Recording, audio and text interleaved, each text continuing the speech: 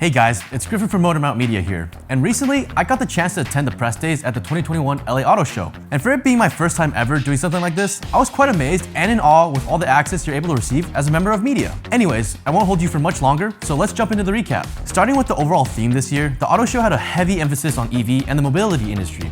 So a few car brands actually brought other products besides just cars. And with that in mind, the automotive industry is shifting into a new era of transitioning all cars in their current lineups into full EVs, which a majority of the debuts and world premieres announced at the auto show were electric vehicles. A prime example of this has to be Hyundai's booth with its 7 concept, which is set to showcase features for their upcoming Ioniq 7 and future luxury SUVs. The 7 included various features ranging from a lounge section in the back of the car with a meditation lamp to having multiple utility compartments underneath a seating space. It even has an airflow system that borrows from airliners with horizontal and vertical modes to reduce cross-contamination and otherwise protect hygiene. You'll also find UVC lights that sterilize the environment once passengers leave, including storage. And I guess probably the most interesting feature for the car was the fact that it was piloted with a retractable control stick. Other than that, Hyundai had the Ioniq 5 debut, which was pretty cool. I couldn't tell if I liked the front fascia design or not, but yeah, that was pretty much their booth at the auto show. They also had this really cool fuel cell semi-truck called the Exient Fuel Cell, which is the world's first mass-produced heavy-duty truck powered by hydrogen. Moving on to Subaru. I gotta say, their booth was the most immersive and dynamic.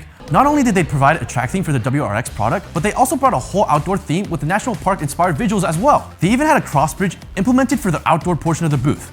Starting with the WRX, it got a redesign. And if you take an honest look at it, it's an aggressive package. Under the hood, you got a bit of an upgrade as well, with a bigger 2.4-liter boxer engine that outputs a solid 271 horsepower and 258 pound-feet of torque. I was hoping to get a little bit more info regarding the upcoming STI trim of the WRX, but in terms of details, they were scarce amongst the reps. But hey, who knows, maybe it'll come with that rumored 400 horsepower.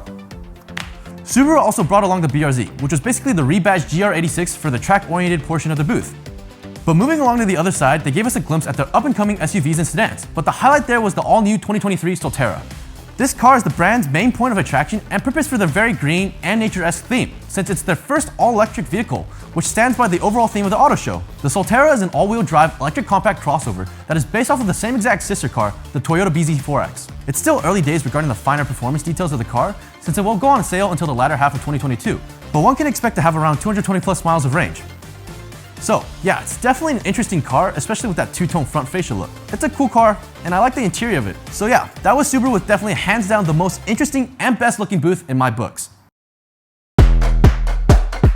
Alright, to Nissan we go. Nissan had a very spaced out booth, and with the main points of attraction being their all-new electric SUV called the Ariya and the Nissan Z that was debuted earlier this year. The Ariya really took center stage, since again, sticking to the overall theme of the auto show, it was the brand's flagship EV. The car had some neat little perks that came with it besides being just an EV SUV. An example would be the center console of the car, which was movable by just pushing a button so you can adjust the spacing of where your arm could rest depending on your seating position.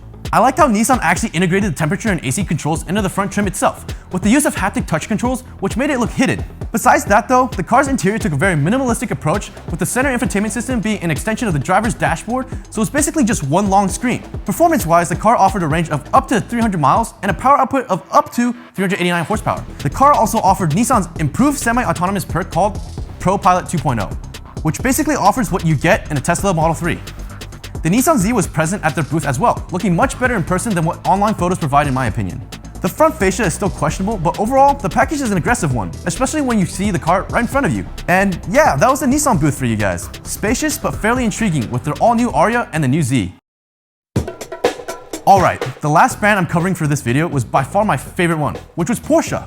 They definitely had one of the most visually appealing booths and most modern looking ones. I liked how that instead of going for traditional information stands for their cars, they had QR codes lined up right next to the name of their cars, which was a nice change and it made the experience a bit more interactive. But the best thing about this booth was the selection of cars they brought to the auto show this year.